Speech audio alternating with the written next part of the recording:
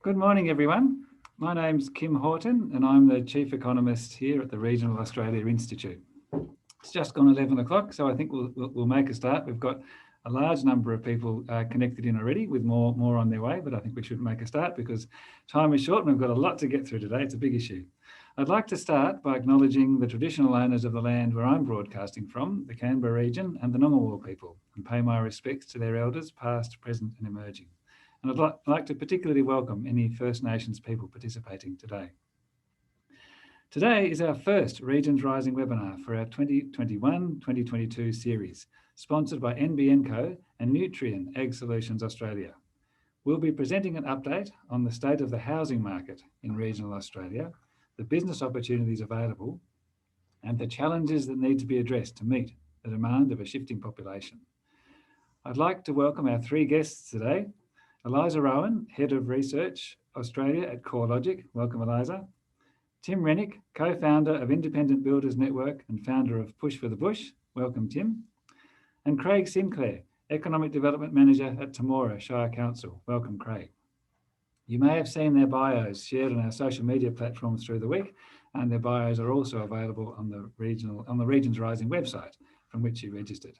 This session is being recorded and we'll make it available on our YouTube channel, along with the slides from our presenters. Media is on the line today as well. Also, remember to get vocal on social media using the hashtag RegionsRising, and you can tag us on Twitter at RegionalAus, that's Regional AUS. Before we get started, I'd like to take a moment to acknowledge and thank our Regions Rising National Series sponsors, NBN and Nutrien Ag Solutions.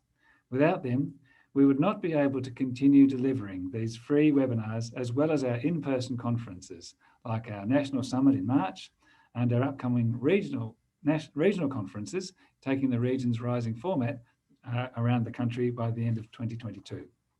So thank you very much to NBN and Nutrien for their continued support and their commitment to regional communities.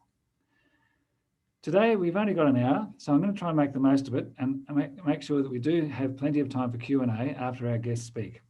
You can submit your questions at any time through the session using the Q&A function in Zoom. Make sure to write your organisation, where you're from, and who you're directing your question to if you've got someone in mind particularly. If your question is chosen, my team here will get in touch with you and will unmute your microphone so that you can ask your question directly to the panelists. That way we get a few other voices in apart from just the panelists and me. We get some voices from different parts of regional Australia.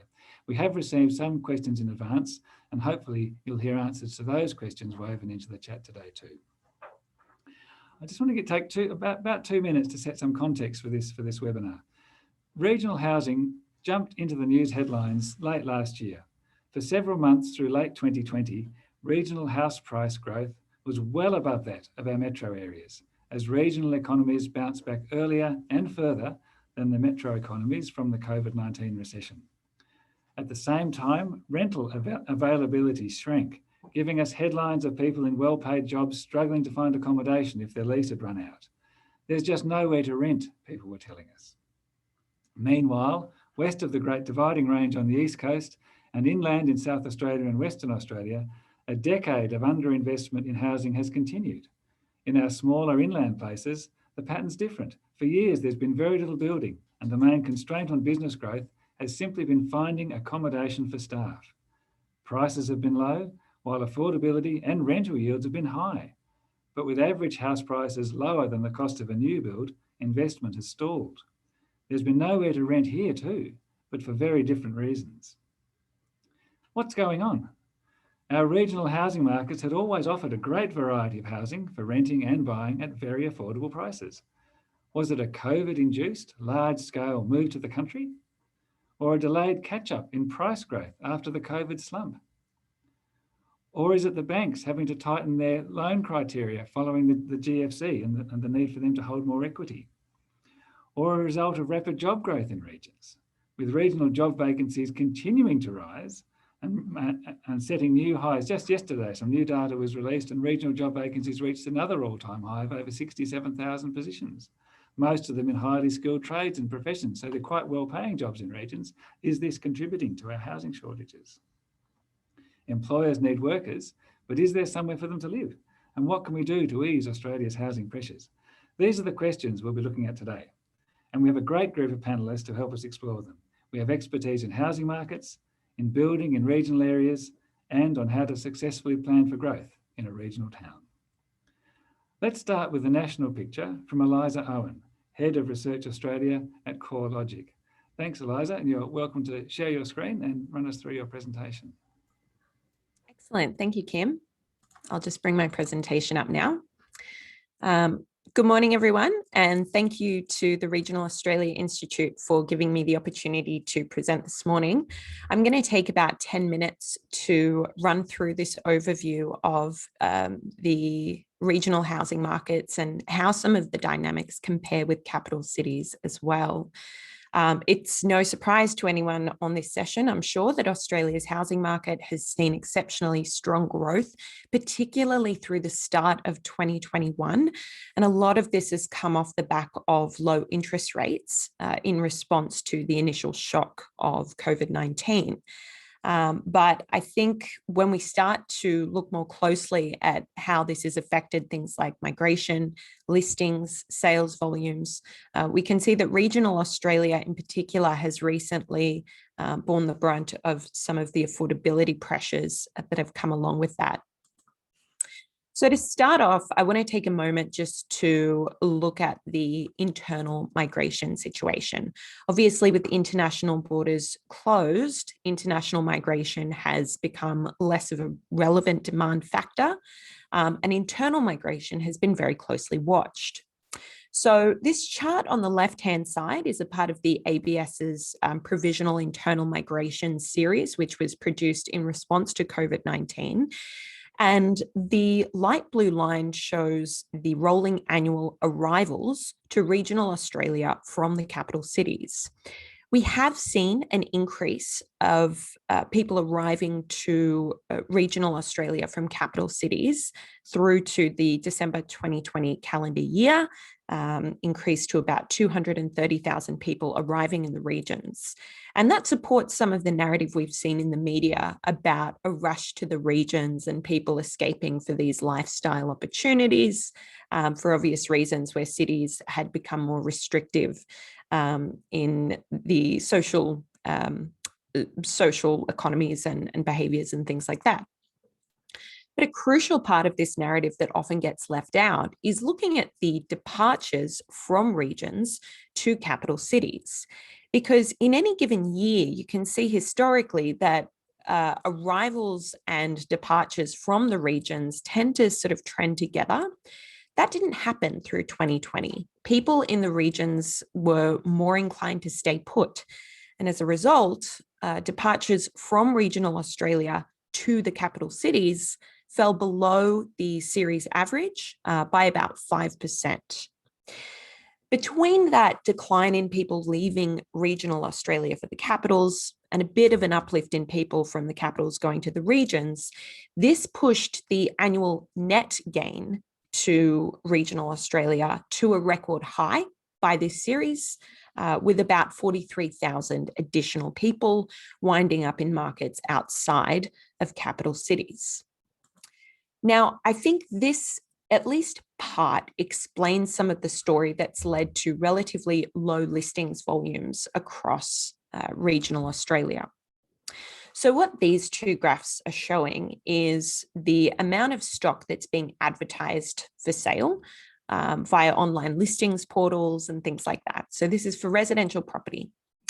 The chart on the left-hand side is a count of new properties that are being added to the market for sale, where the different coloured lines represent the different years. And we do this so we get a nice kind of seasonal comparison. We can see where in the year listings advertising will drop off or pick back up. You can see it usually picks up through February and March. A lot more listings come onto the market. Looking just for now at the yellow line, 2020, you can see that new listings added to the market across combined regional Australia absolutely plummeted through stage 2 COVID restrictions. This was a period where, because there was this great initial economic shock, not a lot of people were keen to sell their homes because they were worried about the price they might be getting, that it wouldn't be as high as they wanted in the middle of these strict social distancing restrictions. There was also a bit of real estate activity, which prevented as many listings coming onto the market as well.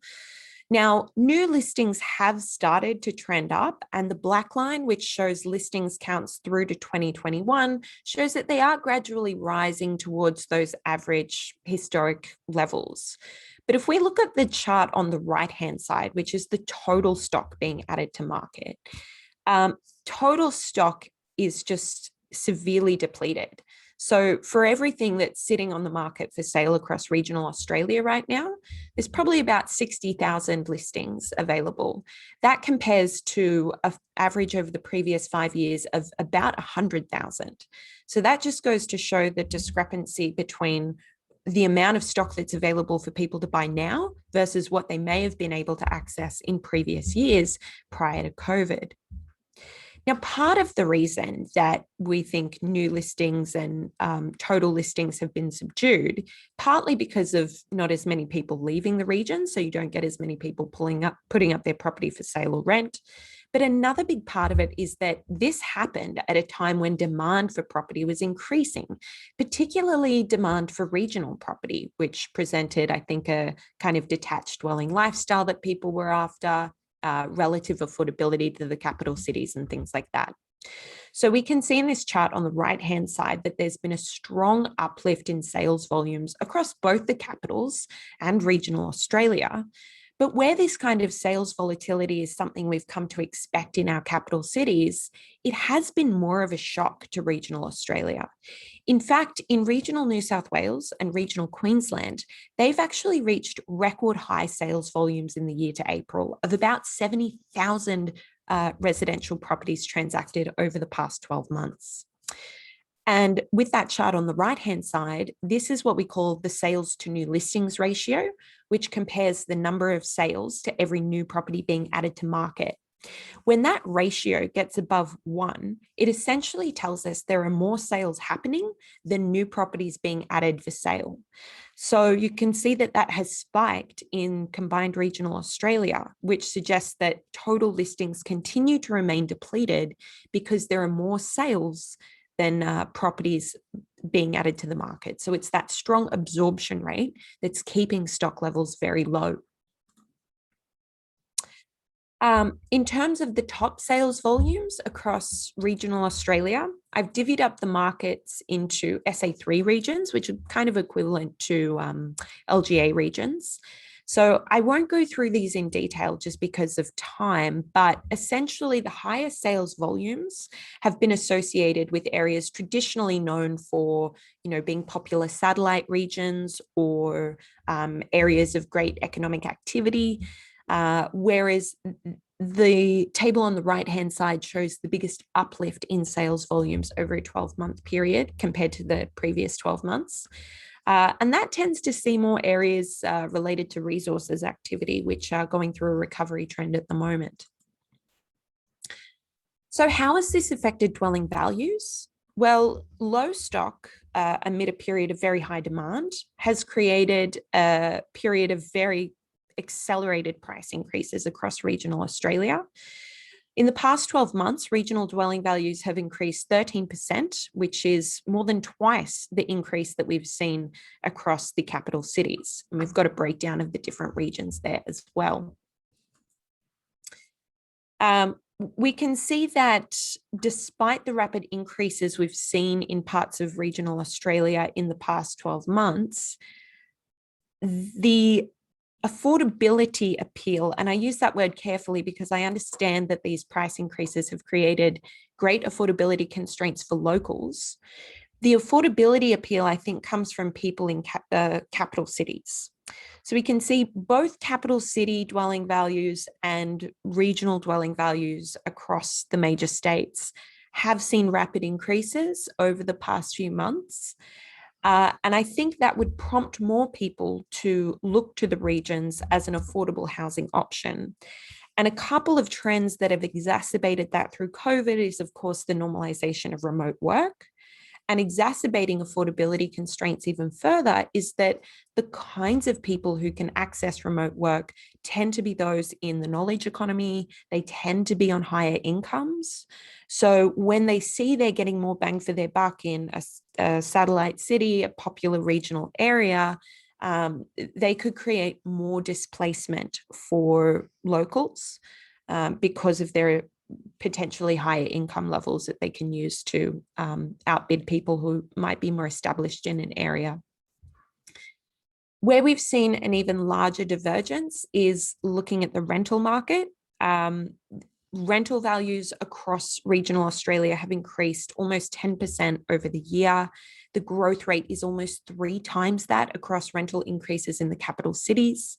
And again, we've seen similar dynamics around rental stock and rental time on market. So rental stock in some of the major regional centres has reduced by an average of about 50%. So rental stock is virtually halved across major regional centres like Bunbury, the Gold Coast, Newcastle, Hunter Valley. And this has led to a tightening of typical days on market. A year ago, we would have seen properties on the market for about 29 days on average. That's come down to about 17 days as of April. And in some places like the Gold Coast, the typical days on market is as low as 14 days now. And on the right-hand side, we can see the difference between rents in capital cities and the regions has come down significantly. So the capital city premium on rents has fallen to just 9%, which is a historic low for CoreLogic data. And that's just a breakdown of the regional rental changes as well. Again, I won't go through these in detail, but these are a breakdown of some of the more detailed regional statistics by that SA3 region. So these are the top performers in terms of 12-month capital growth. All of these areas across Australia, Australia's regions have seen double-digit growth. And I will say the increase in dwelling values across Australia right now is very broad-based. There's only a handful of regional areas which haven't seen an uplift in the past month or the past few months. Some of the weaker regional performers and those that are sitting well below their previous highs are more associated with the resource sector. And finally, just to finish up, we can talk more to government responses in our panel, but the introduction of the home builder scheme, as well as other incentives for low deposit loans and things like that, where you have value caps on the property, I think have also really lent themselves to the construction of property in regional Australia and high levels of demand, which obviously lead to some pressures on the building industry as well. Home Builder, which was implemented from June 2020, has had I think it's skewed demand towards new detached property in particular, just because of the nature of the scheme. It's had very strong take-up, about 121,000 applications, which surpasses, I think the initial government expectation was around 30,000 applications. And we can see that approvals for new houses have shot up since June as a result. So I will leave it there. Thank you for having me, and I'll pass back to the panel.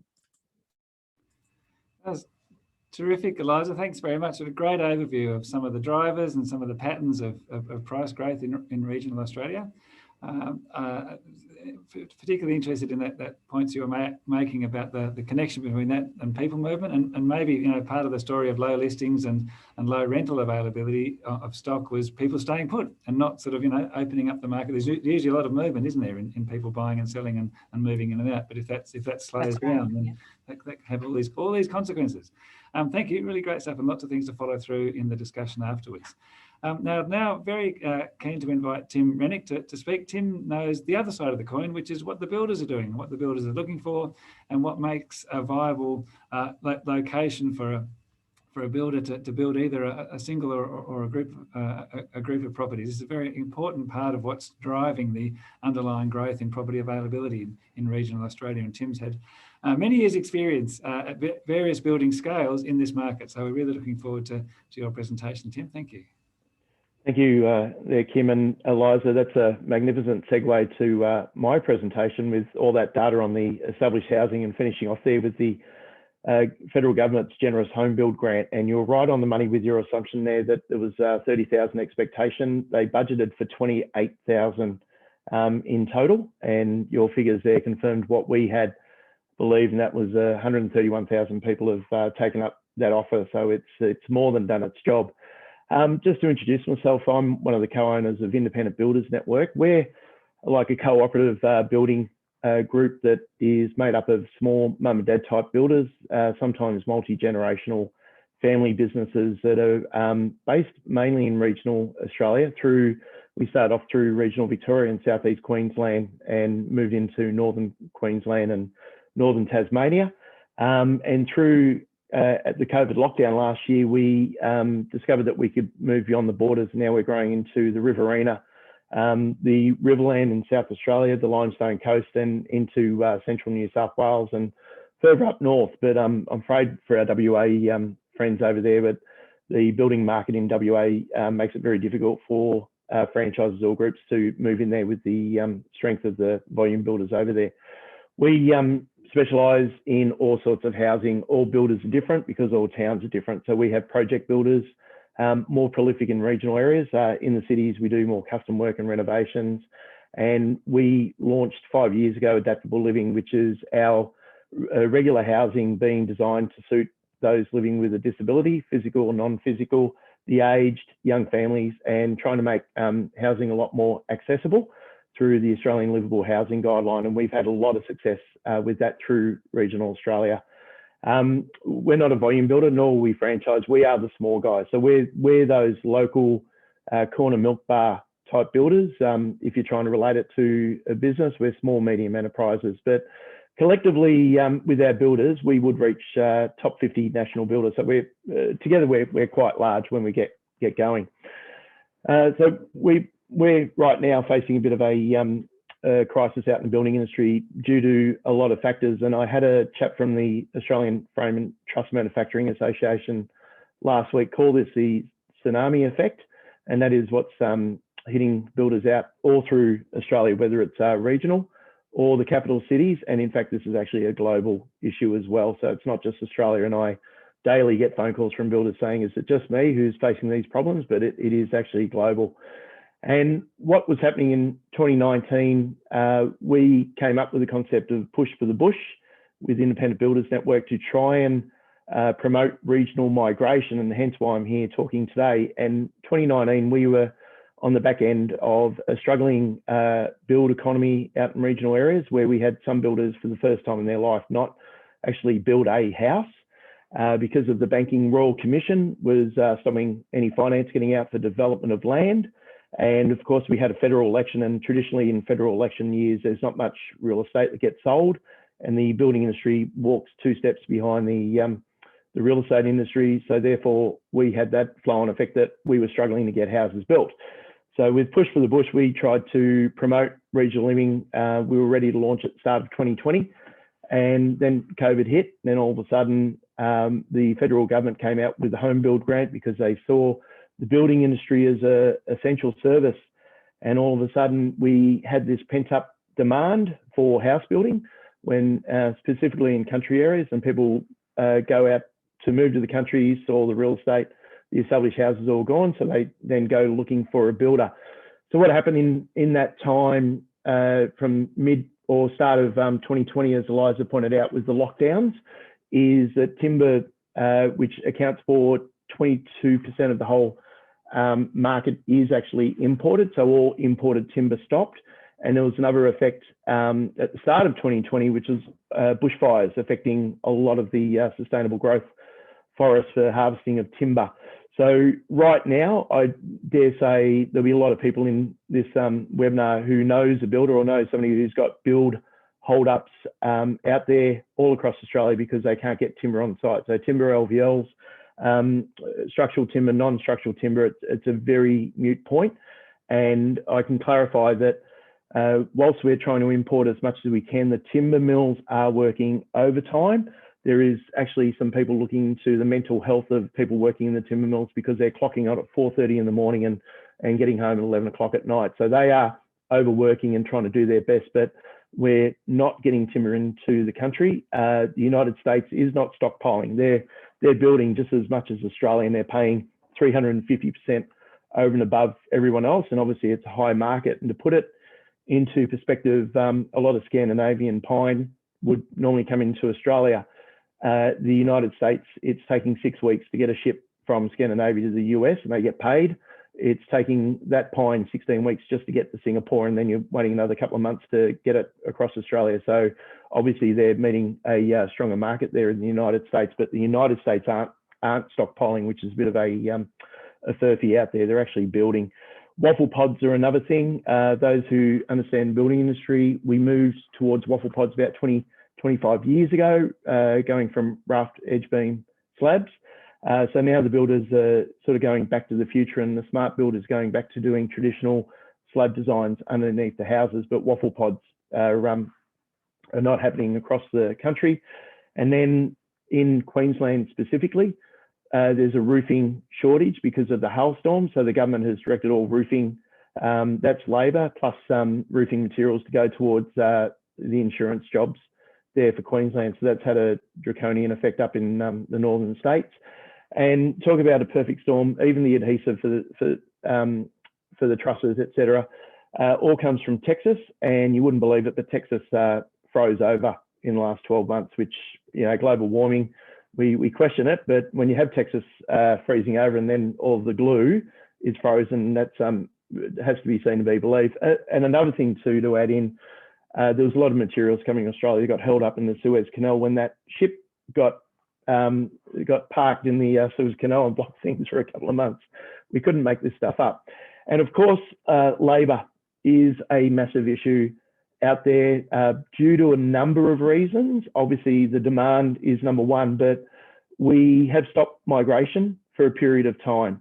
And it is the migration, or the immigration, I should say, the immigration that feeds our labour force. So these are unskilled people that come into Australia, get trained, and go out and get their hands dirty and do the hard work.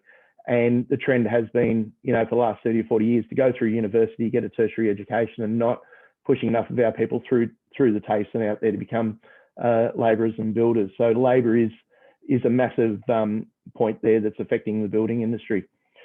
So a few solutions I've been asked to come up with in 10 minutes was introduce the building industry and solve the world's problems. I named the screen Beyond the Beach, Byron and Bright, and Eliza just then presented a lot of aspirational centres where people really, really want to go live. And because there's a housing crisis in a lot of these areas, what are some of the solutions that we should look at? And obviously this screen, you could see where I'm about to head. But what are some ideas out of the norm that we should look at to assist with housing shortfalls from the building sector? About 15 years ago, and I speak on behalf of Victoria, the state government here made it not so easy to do speculative housing. So for those of you who are unaware what speculative housing is, it's what we call specky homes.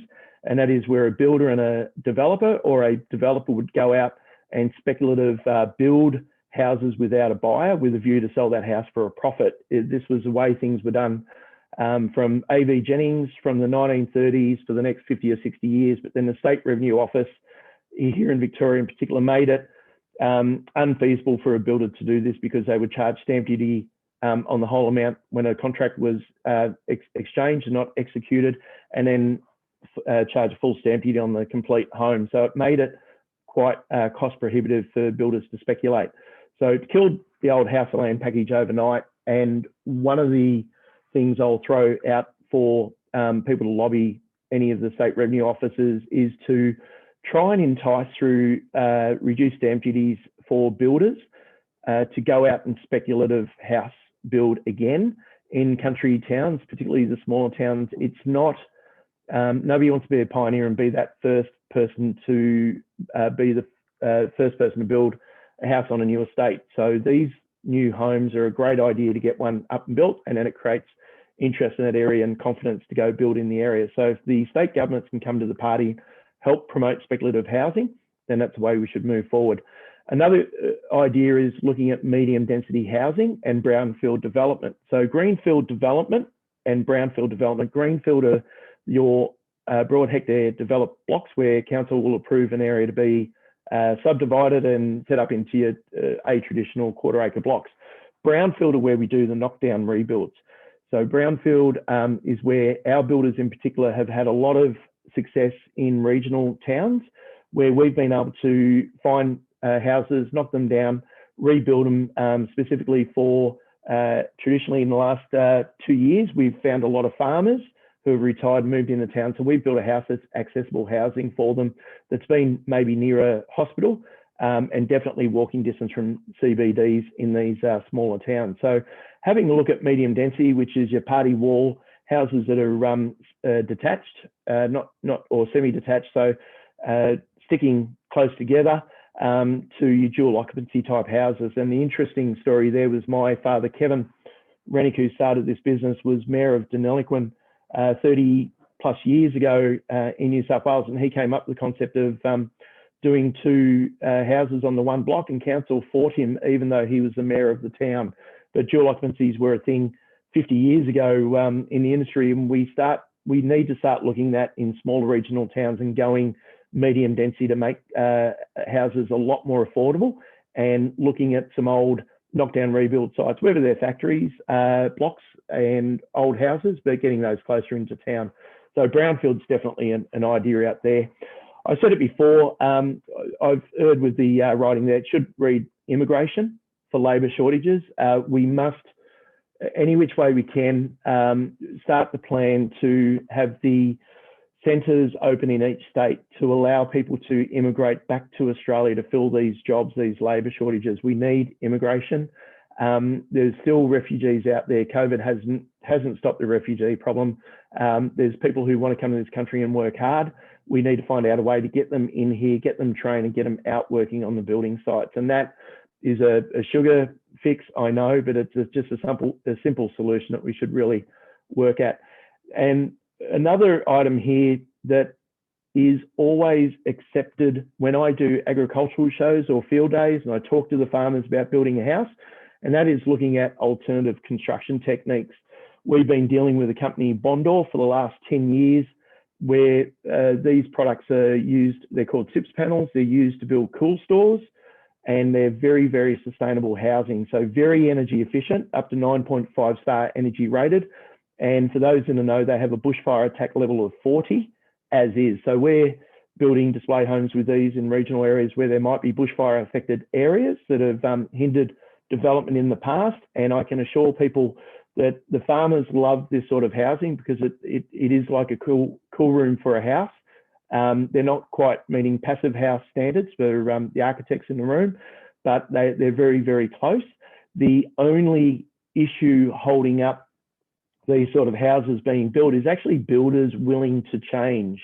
Because we're small local builders, our builders are rather agile, so we're able to train them to come up with new ideas and move very swiftly as the market requires. And one of the interesting things with this product here is there is only a 4-week lead-in time to get these building materials out on site. So if I could have a slab out on a building site anywhere in Australia right now, it will only take us 4 weeks to get the building materials of this sort of product here alone out there, and we can get a house to lock up in 10 days with this sort of product. But the fight isn't with the clients as per such. It isn't with the planning departments. It is actually with the builders themselves to look at different building techniques. So I stress that to any builders here, that you do really need to look at maybe SIPS panels, double brick, rammed earth, any sort of different alternative construction technique as opposed to the traditional brick veneer dwelling.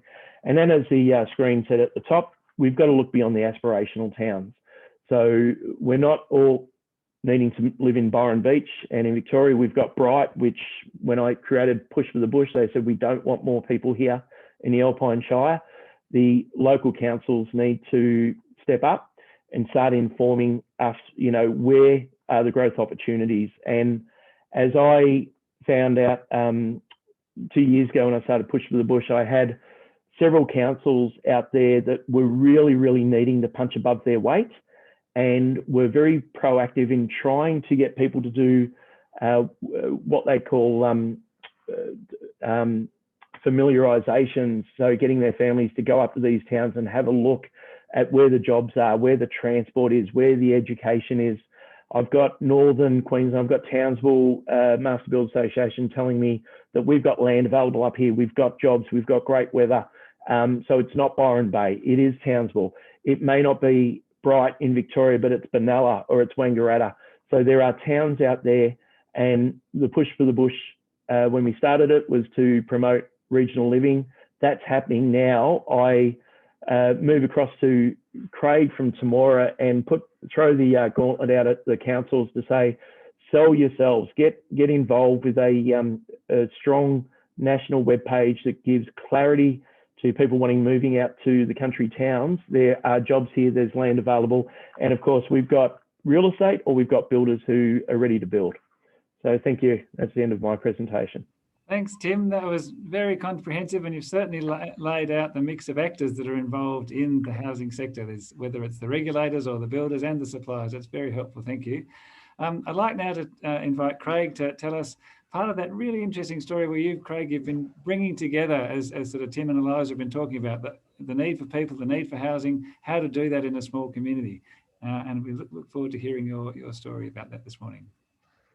Thanks, Kim, and thanks for the warm-up, Eliza and Tim. Hopefully I can follow some great presentations and some really insightful information. I'll just share my screen for you all and give you a brief introduction, hopefully that's working there, of Temora to start off with. So we are, for those who don't know, located in the Riverina, part of New South Wales. So a couple of hours from Canberra and 4 hours from Sydney. Our nearest regional centre is Wagga. Demographics-wise, we're a population of 6,300. A few years ago, if you asked New South Wales Planning Department, they would have said that we're declining in population. The red dotted line there you can see is the prediction, but the blue line is actually where we have actually ended up based on ABS data, so census data. Our population has been growing between 0.5% and 1.5% every year, so which is pretty healthy. And given our ageing population, and I sit here out of my desk looking at a church across the street, I see funerals all the time. My job here as Economic Development Manager at the council is really to grow the economy, and I get concerned every time I see a funeral because it means we have to work a bit harder to keep even standing still. So we are where the intergenerational report says the rest of Australia will be in 20 years' time. That is the demographic profile of Australia's population, of Victoria's population, sorry. We talked about net migration before, and this slide is really from the 2016 census, but it shows that we really have this big cohort of people that are aged between 15 and 24 that leave Temora. That's the red line under the red parts of the line there under the line.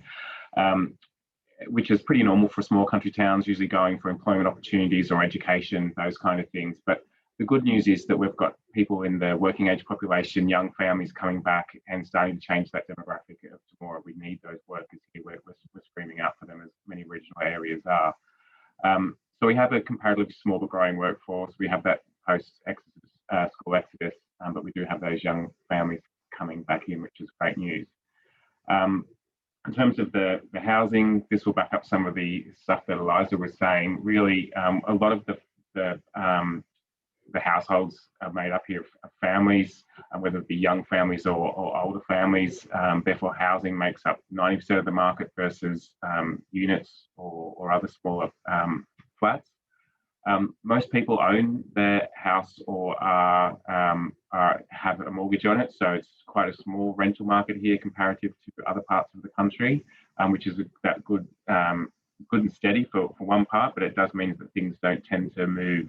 People hold on to their housing quite a lot here. I'm sure this is pretty typical of a lot of other small communities. You can see here, just from a local level, taking out some of that data that Eliza was talking about before, what's been happening on the top screen there. You can see what's been happening with the median house price over the last 8 to 10 years. It's actually increased by 63%, but we've actually seen on the bottom graph there what's been happening over the last sort of 12 months. A lot of the increases happened over that period, particularly when you compare to the New South Wales state average. got a very low vacancy rate. So things just aren't really shifting that quickly here. Well, not enough stock. But in terms of the number of properties listed, that has actually increased over the past 12 months. As agents are reporting to me that a lot of things are shifting before they're even lifted. So there's a lot of off-market sales happening, and there just really isn't enough stock there. So the demand is really high. Why is all this happening? Well, it's not just necessarily because of COVID. We've seen this trend happening well before last year, but it certainly has increased in the last few months, start of this year anyway. So we've seen a lot of government sector investment that's happening in the wider Riverina and around Temora, so including the Inland Rail project, Snowy 2.0 and Transgrid. Also a lot of private sector investment. I've had the busiest sort of 12 months of my career of 6 years here in Temora because there's so many developers looking to invest in a range of areas. Value-added agriculture, aged care is growing. We've also seen a lot of growth in tourism and retail. Our high street has never been busier. We've got very few empty shops. All great signs of a prosperous community, which is great. And sort of moving on to Tim's point there at the end, Council has been investing for quite a number of years in programs to attract people to Temora and has done so quite successfully through things like Country Change Program with RDA Riverina, and we're also now part of the Regional Australia Institute's Regional Activators Alliance. So national campaign going out there. So we've been growing as our reputation for bringing in people, particularly from outer fringe areas, Campbelltown, Wollongong, Central Coast. We've also been investing quite heavily in infrastructure as a result of a lot of the state and federal government programs that have been open to the regions recently. And I think that has really increased the livability of Temora and a lot of regional New South Wales. So the time's never been better for people to come and check out the regions, as most people will know. So just to sum up some of the challenges that we are facing, similar to other communities, we have a lack of housing stock for both people looking to own and on the rental market. We have a lot of undeveloped residential zoned land. So it's just been sitting there for quite a number of years. And really, we think that this is because of a lack of developer capability. It's quite difficult if you're a landowner to be able to have the skills to develop land if you've never done it before. And also the capacity, the financial capacity. There's a lot of upfront costs to take on, and sometimes lending institutions are not really prepared to fund those. We've also seen in previous years up until now that people are a bit more uncertain about how long it would take to sell land in regional areas. It takes a little bit longer than the cities, so they have to sit on those costs for quite a long time traditionally. Increasing house prices I've seen before, and all these policies that the government have about ageing in place and getting people to stay at home for longer and provide the care to the home rather than moving people out, which is great, but it does mean that older people are staying in family homes in the centre of town that would possibly be better utilised by younger families who need the space. We've got no problem with builders here. There are plenty of them for 30 building firms for 6,300 people, but they're all busy. It can be up to 2-year waiting list for builders in Temora at the moment. As I said before, we've got all this public and private sector demand at record levels in terms of their investment. The 5-year outlook is for 450 permanent jobs in Temora and over 600 temporary jobs. So that's what's leading to the temporary and housing shortage as well as the longer term one. So a lot of workers are forced to commute from outlying areas such as Wagga to come to those, come and take work up on those temporary building facilities.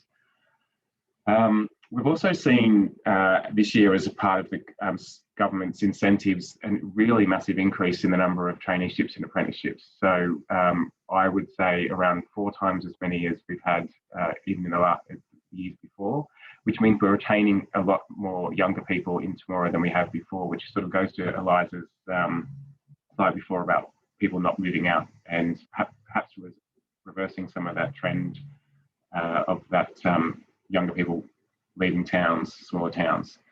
Health worker housing has also been an issue, so anyone in regional communities will know that it's hard to attract and retain key health staff and GPs. So what are we doing about it?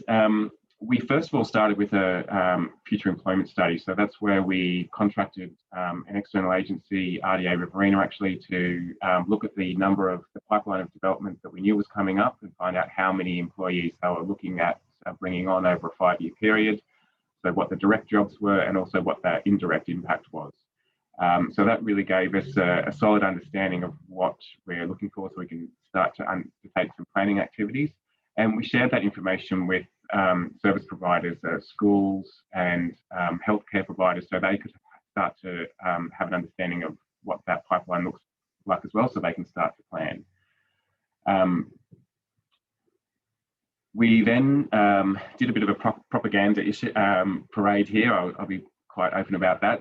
I took some of the developers and held a number of community forums called the Boomtime Forum, and we had over 100 attendees at each of those. So that's where the presenters would develop and talk about their plans, how many jobs are available, what opportunities there are for local suppliers to get involved, and where these people are going to live. And what we really wanted to do was inspire people that were sitting on potential investment decisions to start investing now, because the pipeline was 2 years down the line in terms of when these projects would start to happen. So it's too late then to start building houses. We need people to start building houses and investing and making those decisions now. And that did stimulate local investment. What we found 2 years down the line now is that that's all been swallowed up by natural growth. So we're still back in the same situation that we were, but we're much better off than we would have been had we not started communicating with the community. And I think it's really important to start doing that early. Some of the things that we've started to do as a council, we're always trying to tread that line around whether we're developers or whether we're trying to incentivize developers and get involved, how much we get involved in that commercial market. So for anyone who knows, tomorrow we've got a big airport here and an aviation museum. Back in 2000, we took the opportunity to develop part of the airport land into an air park estate where people can have a house and a hangar behind it and taxi out into the runway and fly wherever they want to. We've now got over 100 lots out there that are all sold. The most recent development, Spitfire Drive, sold within 18 months. So that's 20 lots. They normally sell between 5 and 6 lots a year. That sold within 18 months, the whole lot. So we don't have any lots left there. So we're developing an expansion of that 40-lot subdivision out in the air park there. And that is really because it's quite a specific, unique asset. We wouldn't normally get involved in developing land as a council for residential use. We also took an opportunity to purchase some vacant land that has stood vacant from the Department of Housing. It's been vacant for around 30 years. And we are working with we put an expression of interest out for a community housing provider to work in partnership with them. So we've selected Argyle Housing and we're in the initial stages of working with them on a proposal to build some affordable housing. So that will be 21 homes, a mixture of 2 and 3 bedrooms that will be really designed to support those on lower incomes, those with disability and mobility needs, some aged care needs there, as well as people that are moving to town and needing some short-term rental accommodation while they find their own accommodation more longer term. So we're looking to work with Argyle, they're specialists in affordable housing. They're used to tapping into funding schemes like the National Housing Finance Investment Corporation, the NIFIC, and other state government schemes. So we're working with them to approach state and federal government to find out where we can get some support and how that scheme will be, that development will be structured. On the temporary front, we've got a solar farm that's being constructed at the moment in Temora. There's over 300 temporary jobs needed there. All the temporary accommodation is filled, so we have started a temporary housing register where we've basically put the word out to the community and asked them if they've got spare rooms or granny flats, spaces that aren't available, to contact the information centre, and they then share that register with the developers and labour hire firms. So Otherwise, we'd have most of these workers busing in from Wagga, and we would really lose a lot of that economic benefit that you get from the construction period. As we all know, solar farms don't really hire that many people post-construction, so we want to get as much of the economic benefit during construction as possible. On the medical side, and we had issues, with medical staff when they came to Temora trying to house those. So we built some medical units there that are only available to GPs, nursing staff, and medical students. So they're available for that purpose. I'm going to click through here because we're running out of time. Another thing that we've done recently is development infrastructure deferred payment policy. So that is in the process of being adopted at the moment. That's where basically council will allow developers to repay the costs of the council-owned infrastructure. So roads, curb and gutter, sewer, drainage, back to council as the lots for developments are sold, or within 10 years, whatever comes sooner. So the way in which we're protecting our investment is through funding deeds and registration of caveat over the titles of land. Another instrument could be to use the Local Government Act, which a lot of water authorities do, but that's with our solicitors at the moment, just to dot the I's and cross the T's. But we've already got 3 developers that are interested in that, and one of those is a large development there. You can see it's 133 lots, which will solve our housing problem for a while once that comes off. So another thing we're doing really is the LEP review. So the first stage that was to consult with landowners of undeveloped land that I talked about before, and write to them, invite them in to come and chat with us and say, look, why haven't you developed this land? What's the issue there? Do you have any intention to develop it? And just be open and honest with them to say, we really do need this land developed, and if you're not going to develop it, then we need to really consider our options. We also halved the minimum lot size of our large lot residential. So those are those 5 hectare lots that just weren't being utilised. So those that had already developed those could subdivide off 2.5 hectares of those and sell that on in our large lot areas. So that's another way of just creating some more opportunities without actually rezoning anything. And what we've found is that we need to really review our LEP every 2 to 3 years rather than every 10 years as eligibility for, because it's just become so much more important. And last slide, we take a bit of a proactive approach to planning. So that's incentivising industry to relocate from our B2 zone, which is in the centre of town, our most flexible zone. So getting them to relocate out to the industrial zone, and that means we can, do some of that brownfield development that Tim was talking about. And we've seen a lot of that demand for farmers coming in and looking for that high density housing with smaller yards.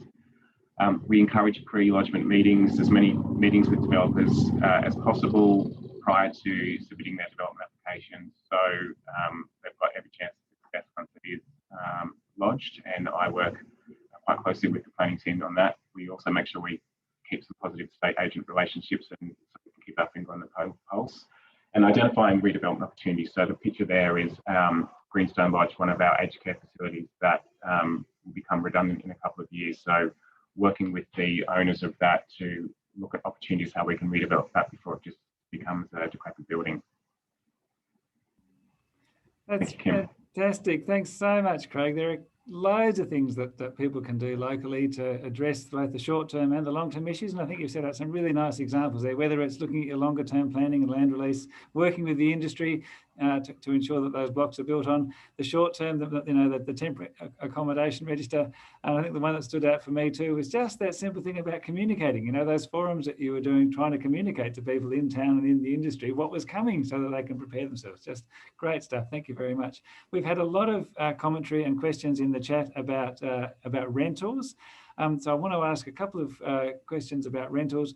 I'll start with you, Eliza. Then if Pete Mackay, if you're still there, we might throw to you after Eliza. But Eliza, I wanted to ask you, mum and dad investors are crucial in this issue. Are you seeing any signs of investors moving back into the regional housing market? Yeah, so I just want to quickly, I've added this to the slide pack, which we can send out. I just wanted to highlight the decline in investor participation we've seen in the housing market pretty much since 2017 when prices started to decline.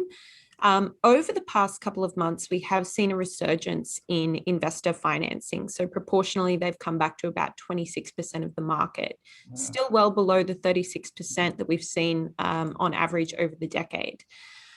So investor finance grew about 13% in the month of March alone, suggesting they are coming back to the market. I would make the distinction that the private rental market, while that can in the short term increase some of the dwelling stock and ease the rental market, it is maybe not necessarily a solution to where we see people in more kind of strife. And there is that distinction that needs to be made between social and affordable and private. Also noting that for every dwelling that is purchased by an investor, it's not purchased by, say, a first home buyer or an owner occupier. So, incentives for investors that are combined with specific types of dwellings, I think are important, and having that adequate provision of social housing for people in crisis is very important as well. Thank you. It's really good to know. Pete Mackay, you had a question about affordability, didn't you, as well? Are you able to ask that of the panelists? If you could. Yeah. Am I coming through okay? You're coming through clear, yep. That's fine. Okay, thanks very much. Actually, I'll just say Craig answered a bit. We're in a similar situation. We're up in Hervey Bay here. The question I've got is, okay, clearly regional, there's not enough public housing. We know that. Now, if there's a developer, let's just say in his integrity, I approached, or a group of us approached council here 12 years ago. I didn't even get a damn reply. I will say, however, the council we've got now are proactive, so I'm pleased with that, and they were the ones who got me onto you. But okay, if a developer is looking with a project in its integrity, specifically for public housing, where can the government help out? Be it development costs, rates, or how can they help? You've got someone who wants to help you. Would any of the panelists have any commentary on that? Craig, you've been looking at smoothing getting the blocks development ready, haven't you? And Tim, you may have come across some of these incentives perhaps as well. I think there are a lot of levers that government have really to pull, and I guess it just depends at which level that you want to target. So from a council level, things that we're doing around deferred developer charges, you can do that. A lot of the other utilities providers have similar schemes, depending on what's available in your particular area. There are quite often state government incentives as well, and federal. The NIFIC is the one that I mentioned earlier. There are quite a few schemes that are available. Even regional funds. A lot of the funding previously at state government level in New South Wales anyway hasn't been focused on housing developments in terms of allowing developers or local governments to do those developments. It's been more about the things that create the jobs. But the shift seems to be more around loan schemes. So affordable, low cost loans for development of housing infrastructure or developments that can be paid off over a longer period at a lower rate. Thanks, Greg. Any other comments from Tim or Eliza? The only one I've got to add there, and it hasn't happened for quite some time, but we were seeing incentives provided by private developers. I'm here in Warrnambool today, and 8 years ago there was a developer out here in an area called Dennington who developed a whole heap of land, and he got given a grant from the government for development of roads. So what he did was he put that money back into non-means tested or nor first home buyers. He just said, if you're a single person, there's $10,000 towards your land to put towards the house, and for double buyers, I think it was something like $17,000 that he was putting back in as well, just to tickle the marketplace. But of course, those were times when, we needed to tickle the market to sell house and land packages. Yeah, no, that's a good point. Look, I think it's important for all of us to keep talking up the need, to keep raising the need for low cost and affordable housing in regions. And it's not actually that controversial. I remember about a year ago when we were about to sort of launch into this collapse of the building industry and a COVID-related recession, and there were impacts, I don't doubt that. And a lot of the stimulus measures have really helped to offset that. But I remember about a year ago, there was a coalition of big business groups. Our big business colleagues were very keen on seeing a major investment in social and affordable housing across Australia because of that double benefit. You'd keep the industry going, but you'd also be addressing some of these housing shortages. So there are some good colleagues out there with the same sort of interest in mind. So I think it's one of those things that we can all just keep raising. Look, folks, I think we've pretty much run out of time. We've hit the hour mark, unfortunately. We've got a lot more questions than we were able to get to, but I hope you value the depth and coverage of each of the three presentations. I think we've really covered a lot of the core issues. Housing is a big issue for the Regional Australia Institute, has been last year and will continue to be this year. So keep on the lookout for short form and longer form updates and briefings and reports that we're going to be doing this year around examples of different parts of different regional Australia and how they're dealing with their housing problems. Thanks everyone again for joining us online. Thanks particularly to our panellists. We will make a recording of this webinar available on the Regions Rising website, which is regionsrising.regionalaustralia.org.au, and that will include the presentations. Please feel free to keep the conversations going on social media. And if you haven't already, sign up for our newsletter and you'll get more information on our Regions Rising webinars and our in-person events. So thanks very much, everyone, and thanks particularly to the panellists and all those contributing their questions and comments through the hour. Thank you.